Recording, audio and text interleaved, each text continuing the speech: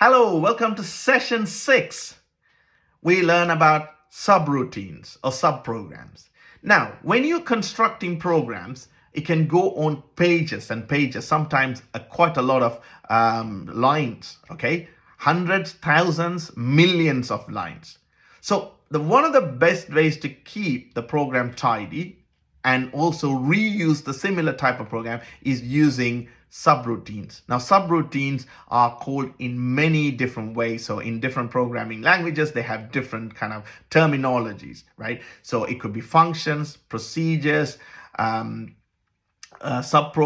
subroutines, you name it, right? So what it is in a sense, it's a sub part of the program. So let me give you an example. Let's say in your program, you're going to calculate average. By giving few values in, you're going to calculate average.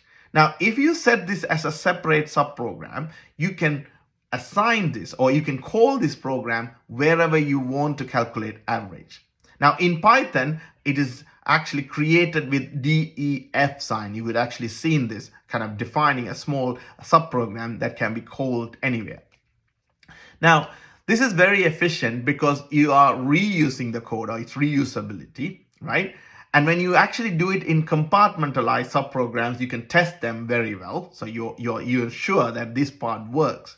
But the most important part here is how do we give data or kind of values into this and then get the value out of it, right? So depending on what's happening there, the subprograms can be actually classified into functions and procedures. Now, functions means that it always will return something at the end. It'll return a value of something.